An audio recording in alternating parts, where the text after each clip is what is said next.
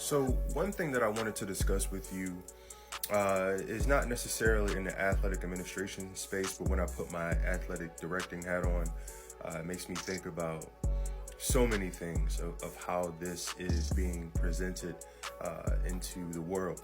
And that's the debacle, that is the strain, that is the digital and physical arguments that have happened with none other than LeBron James and Stephen A. Smith.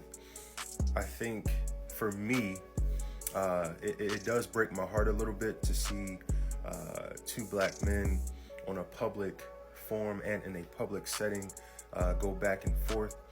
However, my take on this, and I'll make this short, my take on this is from LeBron's standpoint. I believe that there's only so much one could take, especially if I know this person behind the scenes.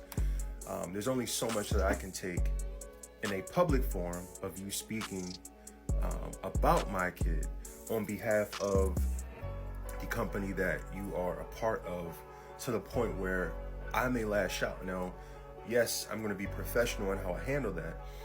AKA, that's why he approached him in that way. He didn't, punch him in his face. He didn't do anything like that. But there's only so much that one can take. And on the flip side with Stephen A. Smith, being as though that he's still a part of ESPN, that is his sole benefactor. He's making, funds with that entity. You have to do what the entity requires, and you have to discuss certain situations and certain instances that you may find behind the scenes, or you may find through a third party in that realm. However, there is such thing as censorship, and I think both are obligated and have a fiduciary responsibility. Not only fiduciary, but also have an obligation among the entities that they serve, whether it's LeBron with the NBA and Stephen A. Smith with ESPN, to be more professional and have more tact when it comes to what they say, how they say it, where they do it, when they do it, and how they do it. So I think at the end of the day, we'll see what happens. It has been funny, to be honest with you.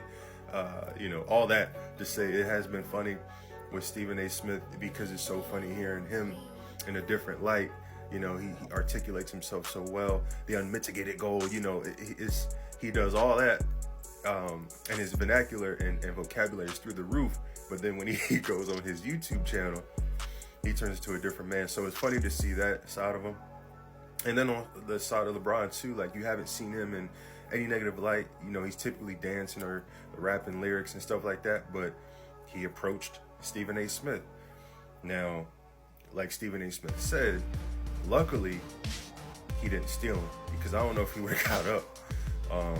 Not too sure if he would have got up. That's a strong dude. But either way, I think, for me, from an athletic directing standpoint, we have to be more tactful and less tactless when it comes to how we approach one another and how we handle sensitive topics.